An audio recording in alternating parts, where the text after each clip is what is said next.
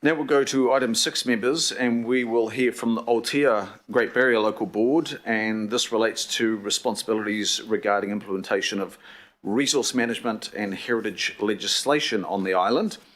And welcome to the familiar face of Izzy Fordham, who is our chairperson at Aotea, and Velmain Toki, also a member.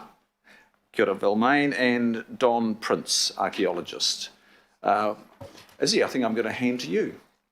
Excellent. Thank you very much, Mr. Chair, and welcome to yourself, to Independent Māori Statutory Board members and councillors and staff. So you've already introduced Don and Velmain, and of course Velmain is from Ngāti Reho and Ngāti Waikato Aotea, mana whenua. So we're going to take the written presentation as read, and this today is about process more than anything else. So I think without further ado, Mr. Chair, if it's all right with you, I'll hand over to Don, and when Don has finished, Velmain will do the conclusion for us, and we'll take it from there. Kia ora. Thank you very much for allowing us the time today to come and present this to you. It's to do with process, and the process that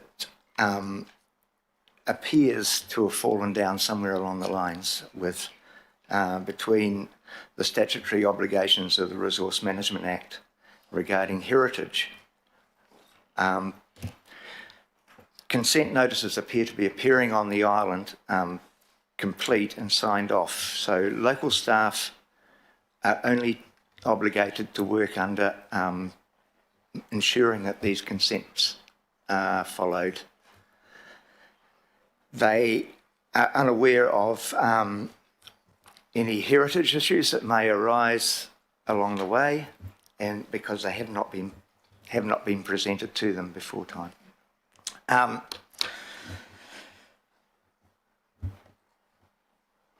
The island is coming under increasing pressure, as you may well have read recently, the amount of tourism. We're also getting a new face of development on the island. The landscapes have largely been escaped major development on the island in the up until the last 10 or 15 years. Under the Resource Management Act, Section 6 refers to the fact that if there are any issues to do with heritage, then primarily it is to be passed on to Heritage New Zealand to ensure that suitable constraints and processes are followed. The process is to do with identification and within these legal parcels. A number of recent developments have occurred that have not followed this process. Recently, there's only been, in my knowledge, one property that has been followed through the process, and that has only come about because the landowner has implemented that himself. What we're looking for today is to find out why the Auckland Council appear not to be notifying mana whenua, nor following through to do with heritage, the heritage legislation on the island. So there's the Resource Management Act and New Zealand Heritage Act. So yeah, it's to do with process, and the question as to why we've arrived at this process at the moment where development is going on landscapes that have gone no. They have recorded archaeological sites on them, and there is no notice on the consent that they need to refer to Heritage New Zealand Act and notify mana whenua. I'm sorry, I'm a bit bit blurry. No, that's clear. That's clear, Okay. thank you. Appreciate it. Tēnā Belmain, would you like to expand on that from a mana whenua point of view, or as you like? Thank you. Tēnei te mihi kia koutou, ngā mihi ki te whanaunga. In summary, councillors and mayor, the consent process for us on Aotea is flawed. The appropriate reports, such as archaeological assessments and cultural values assessments for mana whenua, they're not occurring. So subsequently, what this enables, it enables those big developments to be established on Aotea without these important checks being secured from mana whenua. So kia ora koutou, I'll leave it there because I'm sure that we'll get questions to allow us to elaborate on this flawed process that's happening for us on Aotea. Kia ora. Kia ora, Belmain. Councillor Coombe, question, please. Tēnā koe, Mr Chair. Kia ora koutou. Thank you for coming across and for such a comprehensive written presentation and presenting to us. Would you be able to just clarify what is actually happening when the process isn't being followed? Any specific examples you'd like to let us know about? Kia ora. Yeah, if the process is not followed, the majority of the heritage sites on the barrier are earthwork and pre-European Maori sites. Once they've been modified or destroyed, they've gone forever. The information that is contained within those sites is also gone. We get a once in archaeology. We get a once-off opportunity to examine and investigate and record the information that's recorded in these sites. Most recently, there's been the most obvious one is just occurring as the building is going on as we talk on in Tryphena Harbour. There's at 362 Shoal Bay Road, as the last example I gave in my written presentation. There is a house site on the point site immediately above it, and extending features down onto that property is a major power site. It's one of the two main fortified sites within Te Rangatawhiri, Tryphena Harbour. There's been major modification for the building platform. What was there before the building platform was modified with a hydraulic excavator, we will never know. Correspondingly, there is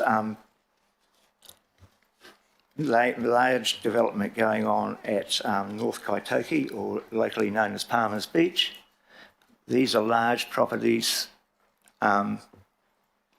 There was a archaeological assessment of effects undertaken in 2003 on this property for a different project. It didn't extend onto the main body of that property, and currently there is